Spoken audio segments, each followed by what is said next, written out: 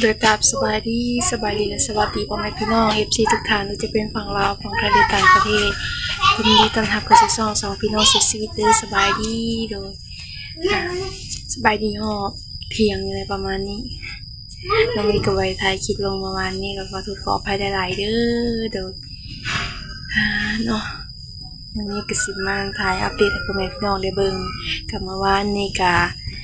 ถ่ายเพราะว่าเทมือก่อนนี่เทได้2เสาแล้วยังอีก2เสาพอดีพอเราก็มาเทแล้วเมื่อวานนี้กระทั่งเสาโมเพิ่นมาสวยแหละก็เลยให้เงินขายกินน้ำกินไหนเพิ่นเพิ่นสวยแหละโดยเห็นเฮ็ดหยังเพิ่นก็มาสวยได้ทางเสาโมนี่เพิ่นก็ดีอยู่โดยเพิ่นก็ไม่เพิ่นสวยแฮงเพิ่นทางน้องเมย์น้องไม้นี่ยังบ่รอดเด้เพิ่นนี่โอ้แบกกระเป๋าปูนบักนักๆนี่โดยกะวันแหละสิไปเบิ่งว่ามื้อนี้เพิ่นแกแบบเด้ฝากติดตามเป็นกำลังใจน้องเมย์เด้อเบิ่งคลิปบ่ข้ามโฆษณาโดยได้แล้วไหม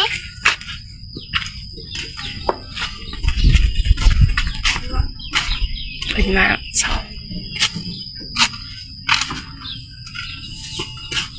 ได้อยู่บ่อย่าพอก่อนนี่เพิ่นแกะก่อนสบายดีเด้อ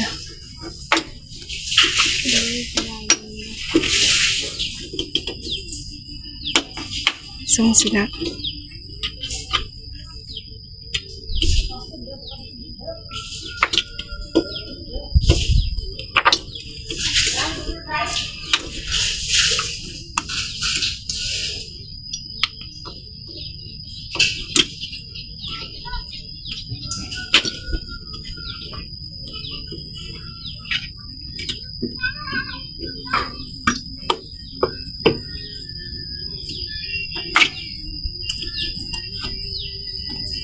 เช้าที่2เพิ่นแกะแล้วแหละ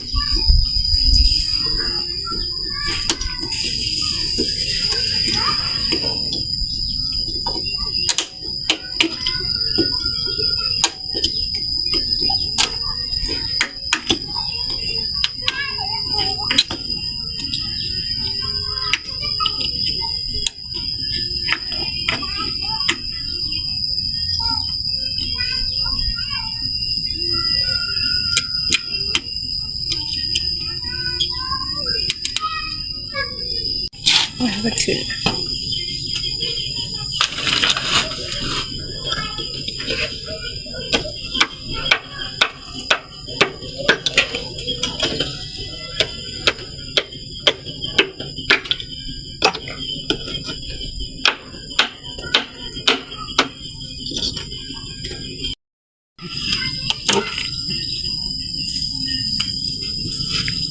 ไม่ได้เอาออกแล้วมันถอดออกมันเลยดิ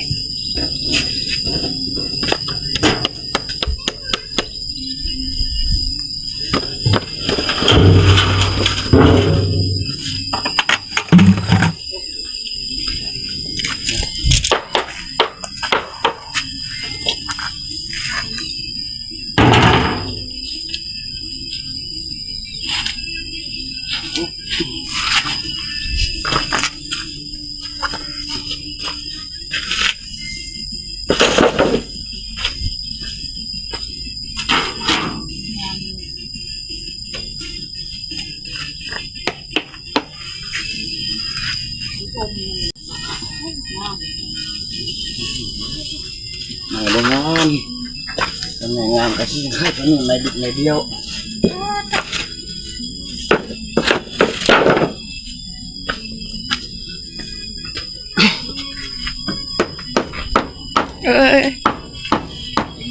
ระวังขี้ปูนเด้อแกะแล้ว จะได้กระแกะเสาตัวนี้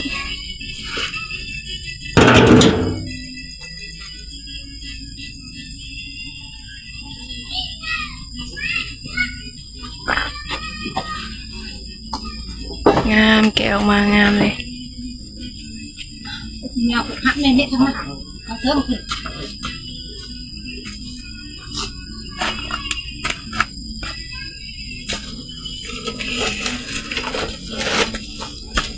ระวังต้นดอกไม้เขาด้วย งานนี้กว่าไปนี่นะ งามเสาใหญ่ดิ ดีตัวนี้ไปนี่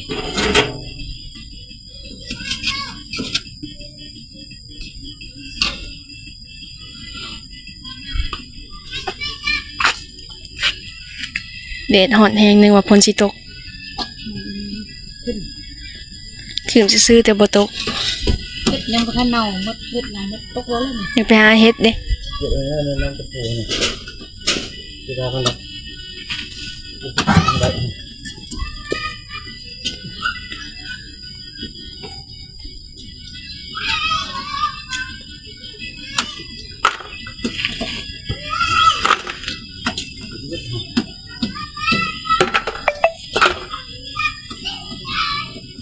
เก็บเดี๋ยวจะปู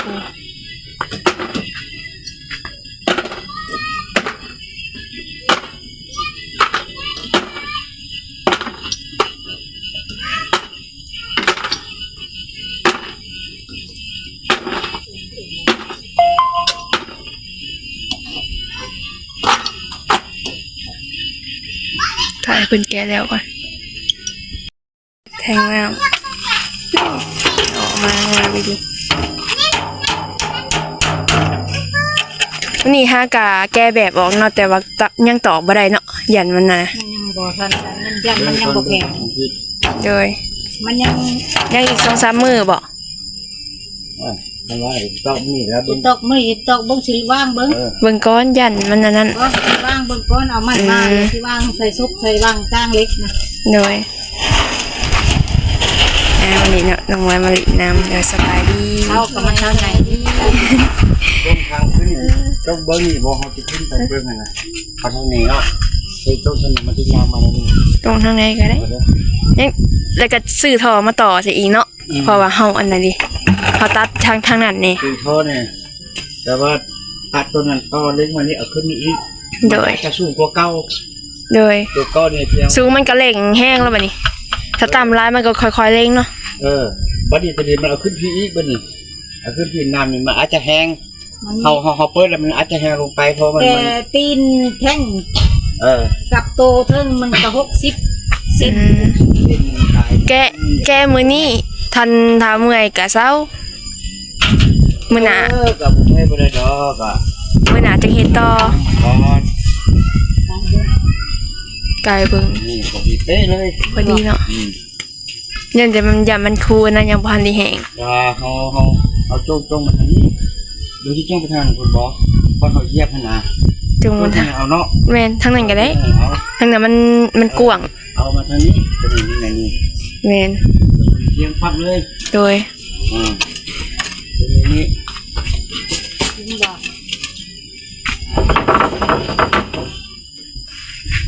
มื้อนี้บ่ได้ไปเวียกบ่น้องหมวย บ่ได้ไปมื้อนี้ โดยมื้อนี้พักผ่อนสักเครื่อง ตั้งนั่นเด้อตัวนี้เด้อ อากาศน้องร้อนแฮงเนาะ ฮ้อนมันทั้งฮ้อนทั้งเอาทุกคนตกนี่ แม่นข่อยมาเมื่อกี้นี่คือว่าพ่นหยิบๆอยู่นี่มันแดดเฮามาพี่แฮะอากาศก็ร้อนแฮงเนาะร้อนเอา นี่ประมาณ น้องหมวยถามว่าเฮ็ดหยังน่ะวะ เฮ็ดแทงน้ำเด้ตัวที่ว่ามันแตกอันนี้มันหัก มันใส่ไหมนะมันทะลุเลยนะมันเหยี่ยงแล้วมันยังก็มันเพเลยเราก็เลยเห็ดเสาดีนเอามันจังมาตรฐาน ใช่บ่ ระวังเด้อ นี่ มีการใช้น้ำเนาะ มาตัวคนแรกที่เอาไปใส่ไม้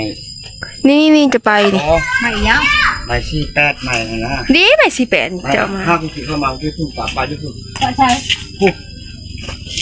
มืออื่นพวก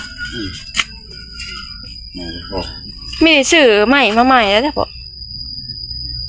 หรือว่าใหม่เก่านี่บ่ เออใหม่เนี่ยใหม่นี่ใหม่แต้งอ่ะใหม่แต้งนี่ก็ใหม่พอเอามายื่นก็มีพอแล้วใหม่เนี่ยแต่ว่าบ่ได้เอามาเหมือนขึ้นว่าที่มาเป็นมันง่ายนะ โดย มัน เนี่ยยังอีก2 อันบ่ แล้วอีกอันนึง ยังอีกอันหนึง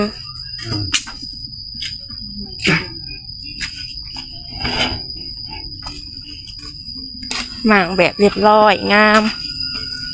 นี่เสาใหญ่เวลามันทนทานเสาสื่อมันก็สิน้อยรุดหนีเนาะพ่อเนาะ โอ้ยมันก็บ่ได้ทนแล้วมันก็เที่ยวนี่แหละ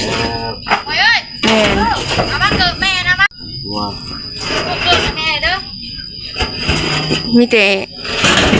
ถ้าให้มันแห้งกันเนาะจังมาหยันมันนะ แล้วพอดีมันถ้ามันแห้งแล้ว แม่นถ้ากะแกะนี่ เพราะว่าเขาตีอยู่เขาตีอันเด็กทุบเขาตีเด็กทุบแล้วมันอาจจะอาจจะมันบ่ฮับประกันเนี่ยมันเปื่อยพอยังฉันได้แข้งนะ มีแต่นั่นแหละพักผ่อนก่อนเมื่อยกะ ทุกคนนะจิ๊บตัวนี้จะตั้มที่เชือกดินจะชิบเซนนะตั้มร้ายตัวนี้ ระวังได้ต่างกับผู้มันอันนั้นนะหน่วยลงนะ ทางบ่เถียงนะ สู้ ซูมกระยางมัน บ่เคยขึ้นที่นี่ไปมาไปกันเลยไปมาเว้ยเอามาให้นะ แล้วจังต่อได้เพราะมันทางการนะ ข้าวเชือกคนในน้ำให้ไหม เสือกพางนิดหน่อยเบิ่งเสือกพางหน่อยก่อน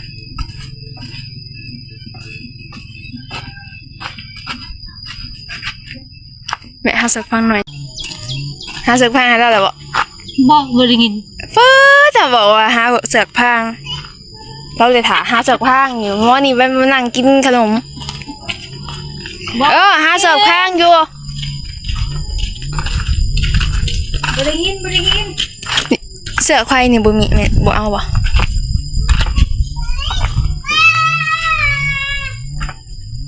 ลวดได้ซะเอ้ยลวด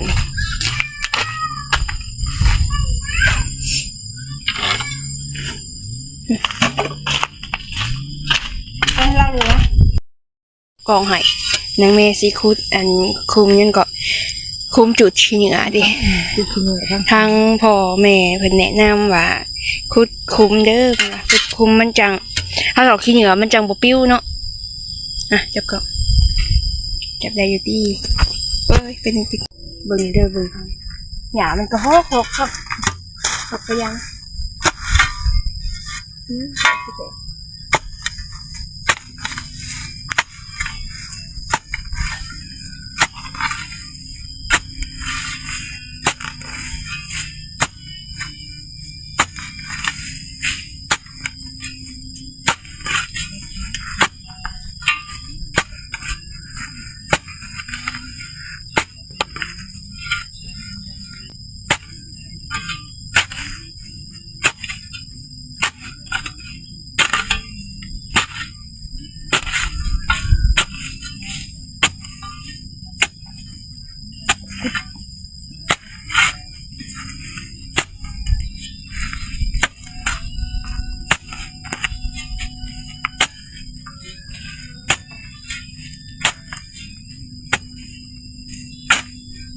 พุดลงที่แจ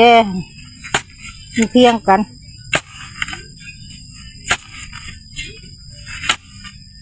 พุดลง50 เซน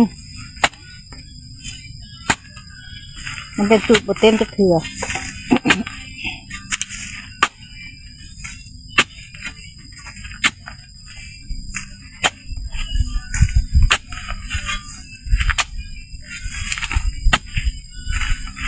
มันเพียงเลยเด้อ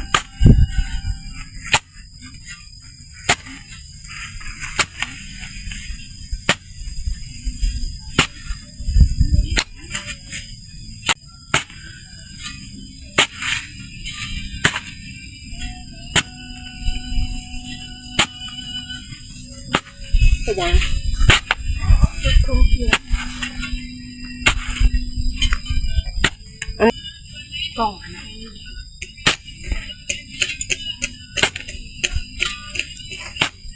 เดี๋ยวคิดแต่พอ เป็นเรื่องนี้ก็เห็นเฮ็ดปวกเล่นตลาดเลย ก็ไปหาแต่แม่อยากได้เงินบ่ โลละแสน หาแล้วไปขายพอได้เงิน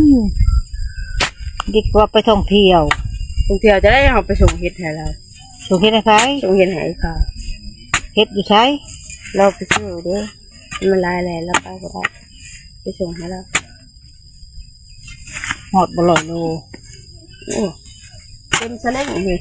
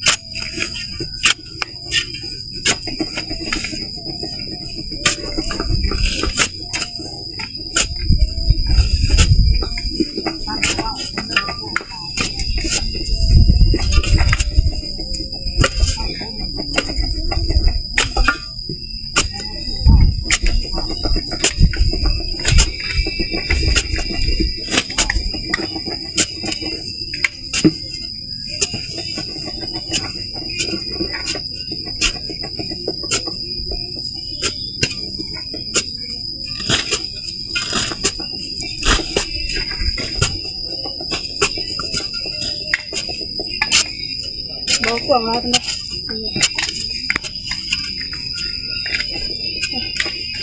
เอาสันเพลมาพูดเสียแต่เยอะแต่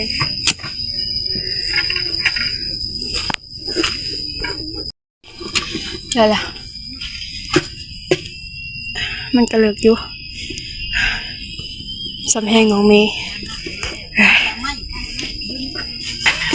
บอกทางซามูคุดแบบเฮานี่เด้ถ้าเจ้าบ่อยากให้ขี้เหนียวมันปิวนะฮะคุณลองเบิ้งเลยถ้าบ่ขี้ข้านเด้สบายดีตื่นสบายดีเมื่อเลยมีแต่มาแก้แบบได้แล้วก็สิมื้ออะไรแล้วมันนี่ นั่งพักผ่อน นั่งพักผ่อนถ่ายให้เศร้าแหงก่อน บ่มีอันนั้นบ่มีเกี้ยง บ่มีเกี้ยง เกี้ยงอยู่ มื้อหน้าก่อนมา ยังไม่ตัวหนึงอีก เพื่ออะไรช่วยเลี้ยง จะได้ไม่หาคุณชิปสำนันสำคัญนั้นมาใส่เพิ่นเอาตัวเดียวมา โดย มาแล้วพอได้เฮ็ดทานน้ำใช่นะให้บนทางเฮ็ดก็ได้ขึ้นนำนะบนเฮายืน นะ ขึ้นไปเหยียบไปยืนค่ะ ชัด ก็มันหายืนขึ้น ตอนมา30 ตอนนี้จักโมงเลย2 โมงสิเด็ด ตอนมา30 ไปเวียกก่อนไปใส่คือว่าได้ยินว่าไปขายเฮ็ดบ่ ไปส่งเฮ็ดให้เขา ส่งเฮ็ดให้เขาให้เท่าไหร่100,000ดีแล้ววะ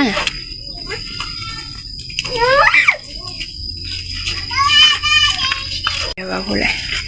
สิขอกลับก่อนคลิปหน้าพบกันใหม่เดี๋ยวไว้สบายดีเด้อสวัสดีทุกเนี่ย เป็นไง เดี๋ยว ฝากเอาไว้ปัดลง FC เป็นกำลังใจน้องเมย์ติดตามน้องเมย์เบิ่งคลิปบ่ขำโฆษณาน้องเมย์ว่าผิดพลาดประการใดขอโทษขออภัยเด้อโดยพอดีแกแบะเรียบร้อยบางทีได้4 เสาพอดีปลามันแห้งก่อนแล้วสิเฮ็ดมื้อนี้ต่อหลายอย่างเสาฮักกะแกหลายอย่างมันยังก็เพิ่นน่ะเนี่ยมันแตกอ่ะนะไปแล้วสบายดี